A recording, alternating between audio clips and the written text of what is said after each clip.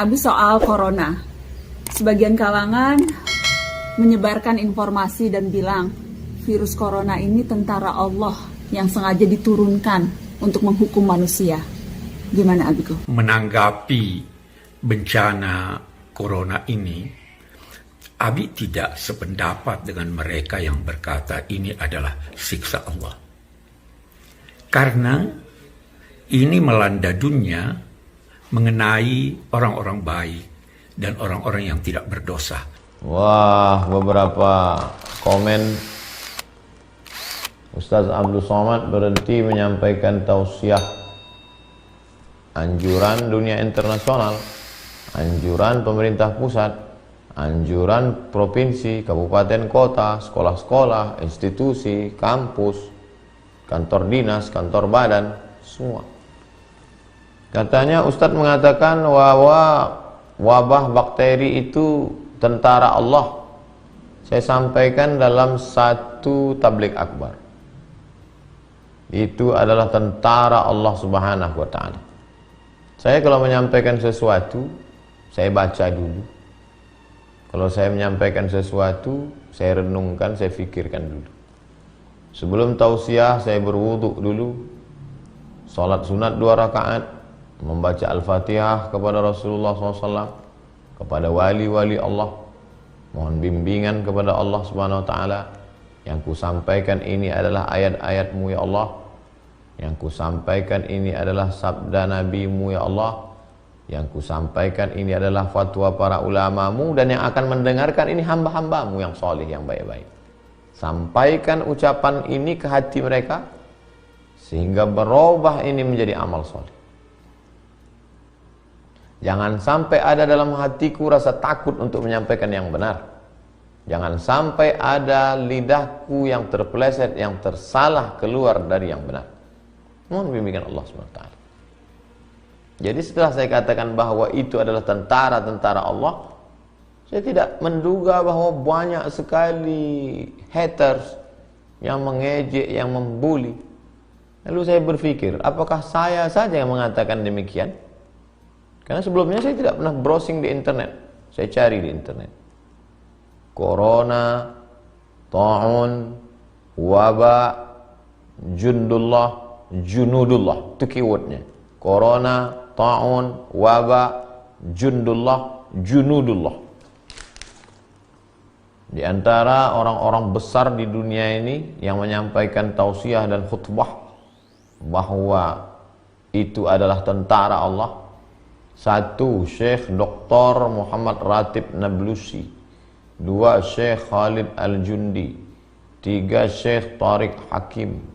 4. Syekh Dr. Khalid Al-Musleh. 5. Syekh Ahmad Al-Qattan. 6. Syekh Dr. Muhammad Az-Zuhbi. 7. Syekh Muhammad Saleh Al-Munajjid. 8. Syekh Dr. Khalid bin Osman As-Sabt.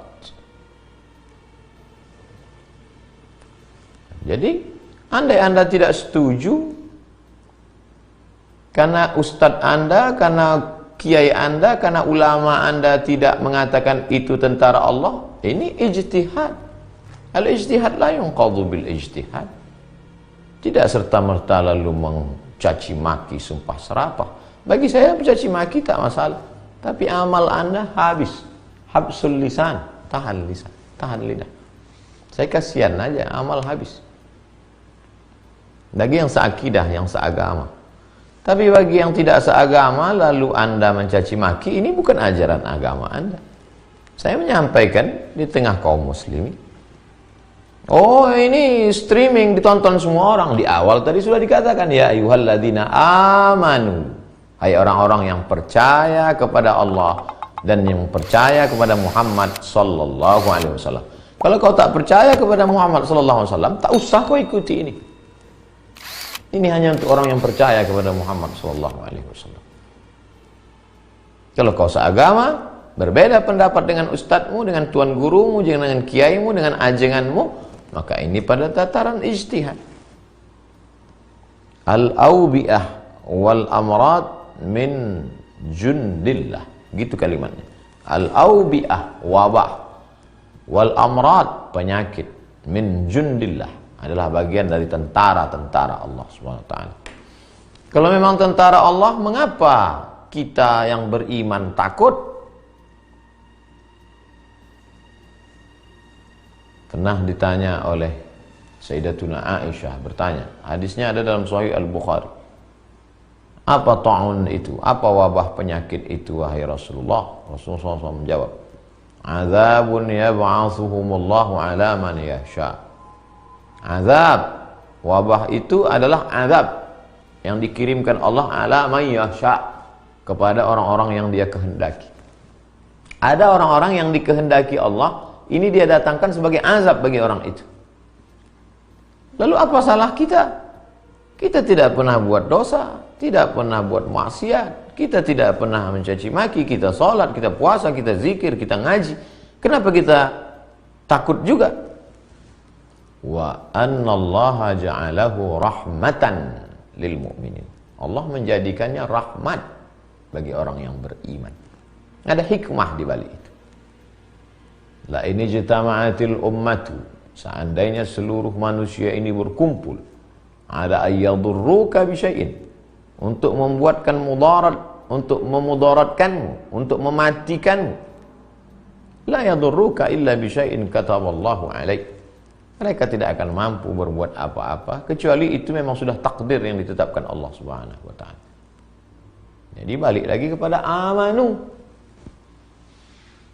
Hubung kaitnya sabar, amanu, beriman. Dari situ maka dikaitkan antara sabar dengan iman kepada Allah Subhanahu wa taala. Di antara rukun iman, beriman kepada takdir baik dan takdir buruk. Sebab itu hubungan ayat, setiap kata per kata itu punya keterikatan yang kuat. Iman, setelah iman minta tolong kepada yang diyakini Allah, apa yang dibawa dengan sifat sikap menahan hati, hilangkan risau, gundah gulana, sumpah serapah, caci maki.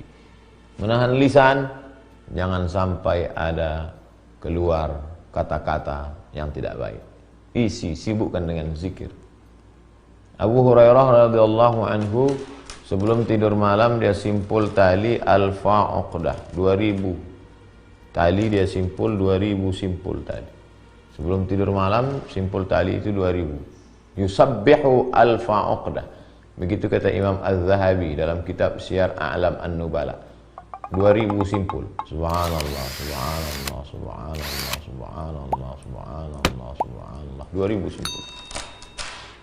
Kalau mau pakai simpul tali, pakai simpul tali. Kalau mau pakai tasbih atau pakai alat hitung yang biasa dipakai. Subhanallah, subhanallah.